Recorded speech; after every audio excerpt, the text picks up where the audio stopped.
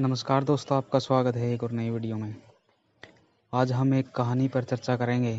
एक बहुत ही प्रेरणादायी कहानी है और लास्ट में आपसे एक जवाब चाहूँगा कि आपको इस कहानी से क्या सीखने को मिलता है।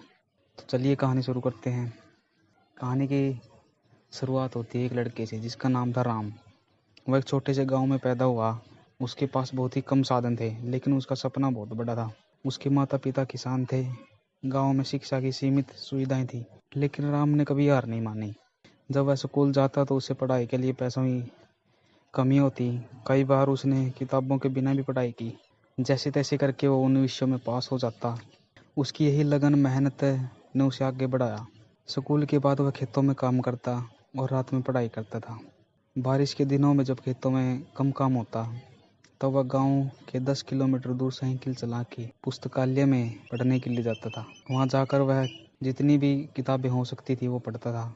उसके शिक्षक उसकी मेहनत से प्रभावित थे और उसे पढ़ाई में मदद करते थे। राम ने जैसे तैसे अपनी पढ़ाई पूरी की और परीक्षा पास करके एक सरकारी नौकरी हासिल की।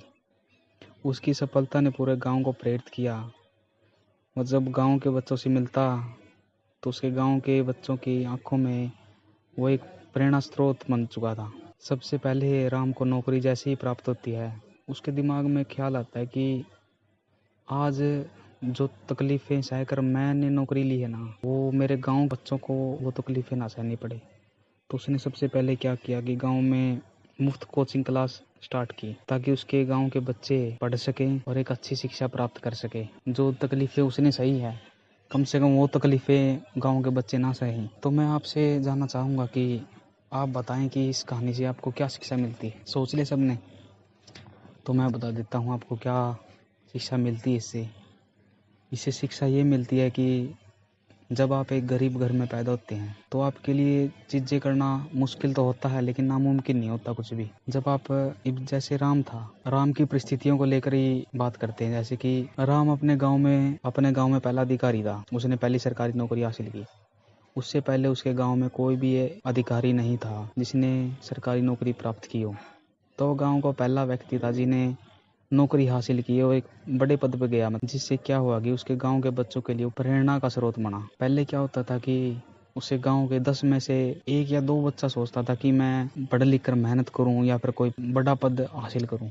लेकिन अब उसके लगने के बाद क्या हुआ कि अब 10 में से कम 8 या 7 स्टूडेंट तो इसे होंगे जो किसी बड़े पद पर जाना चाहते होंगे। मेहनत करो और पद हासिल करो। ऐसे इससे क्या हुआ कि उसके घर की परिस्थिति तो बदली ही, उसने पूरे गांव की परिस्थिति को बदल दिया। अब आने वाले समय में क्या होगा कि वो तो कामयाब हो गया। अब आने वाली जो जनरेशन है उसके गांव की, वो मेहनत करना और शिक्षा हासिल करना और शिक्षा हासिल करके किसी बड़े पद पर जाना उनके लिए ज़रूरी हो जाएगा। तो यही शिक्षा मिलती है। राम की कहानी हमें यही सिखाती है, कठिनाइयों के बावजूद कुछ भी हो जाए लेकिन मेहनत करते रहो और पूरे समर्पण के साथ सपनों का पीछा करो। कुछ भी चीज़ें असंभव नहीं होती। तो मिलते हैं किसी अगली वीडियो में। आज के लिए इतना ही। धन्यवाद।